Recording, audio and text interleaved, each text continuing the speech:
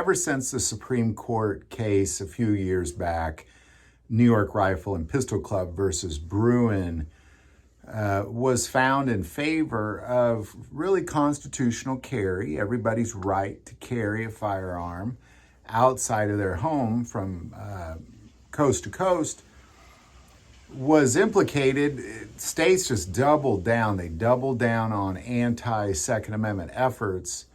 And when 2024 came, there were so many anti-Second Amendment bills being passed or being implemented by the time 2024 came, that it really slowed down. And as we entered into 2025, there weren't a lot of new anti-gun bills taking place on January 1st of 2025. A few, but not a lot. But one particular state on Christmas Eve, literally on Christmas Eve, introduced a bill for 2025 in the state of Washington that would limit the amount of ammo that the citizens can buy. And this is the very first of its kind. And I kind of led this video with all the anti-Second Amendment efforts because a lot of those efforts have really been revolving around ammo and not the guns themselves. More about what kind of ammo, how much ammo, how many bullets can you fit in your gun. Like a lot of ammo related bills coming down, really probably more ammo related bills than gun bills over the last year or two. And this one is the very first in this country. Not even in California do they limit the amount of ammo you can buy. Now, in California, you have to pass a background check to buy ammo, so some people can't buy any ammo in California. But right now, there is no law in the United States limiting the amount of ammo that a person can purchase. So what is this new bill? Well, let's take a look at it. Again, this bill was filed on Christmas Eve, kind of Merry Christmas to the citizens. We're going to suppress your Second Amendment rights even more. And what it is it's Washington House Bill 1132. And the meat of it is really revolving around how much ammo you can buy in a 30-day period of time. Depending on the caliber, there's a little variety there, but just a small variety on how much you can buy every 30 days. And what that is it's 100 rounds per month of 50 calibers. So 50 BMG, you can have 100 rounds per month. Everything else, 1,000 rounds a month.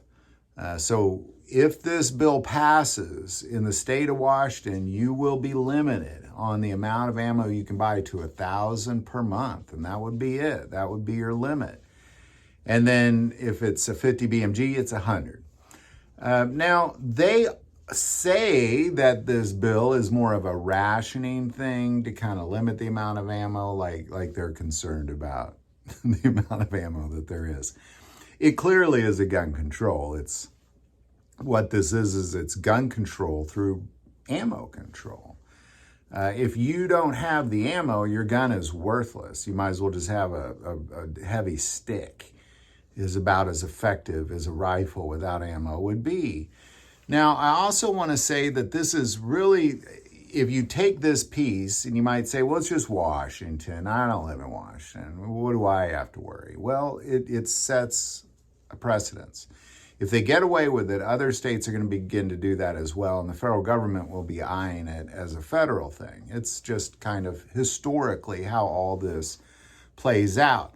But beyond it, when you look at the idea that if one state rations the amount of ammo or limits the amount of ammo that their citizens can buy per month, but in addition to that, there's online purchases of ammo that are restricted.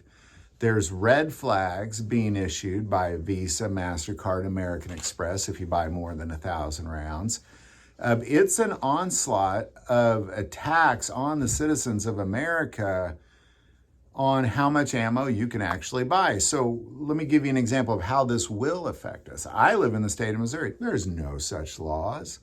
But the reality is when you take that mixed with all the other things, if I'm going to go buy over 1,000 rounds of ammo, there's some certainties to my maneuver. One, I'm definitely not using Visa, MasterCard, or American Express. I'm going to go get cash, and I'm going to go pay for it with cash. I'm definitely not going to show my ID. I'm definitely not going to go anywhere where they require a background check, that sort of thing. So I still, even though I'm in a free state of Missouri, I have to limit my maneuvering on how I buy ammo if I'm going to buy over 1,000 rounds so all these red flags don't go off. It's an onslaught of attacks on gun control through ammo control. And this new House Bill 1132 has nothing to do with rationing ammo. It has everything to do with gun control through ammo control by limiting the citizens to 100 rounds of 50 BMG or 1,000 rounds of everything else every 30 days. Is really more suppression. And we've also seen, not just in Washington, but the entire West Coast, but specifically in Washington as well, is this slow eroding away of Second Amendment rights. And it all revolves around this idea. You know, I have family that live in Washington, and it used to be a very pro-Second Amendment state. And it just shows how you're only a few elections away from the erosion of what rights you think you have. Because here in Missouri, I feel like I have a lot of Second Amendment rights, but we're only one election away from losing all those. And we've seen this repeat itself in states around the country. And the reason they're going after the ammo specifically is because there hasn't been really any successful Supreme Court cases that argues that states can't limit the amount of ammo you have. So until we see that play out, which may be this year, that's for another video. But right now, what we're looking at is states are I believe that this is going to be like a domino effect. It's going to start in Washington, then Oregon, California, Illinois, New Jersey, New York.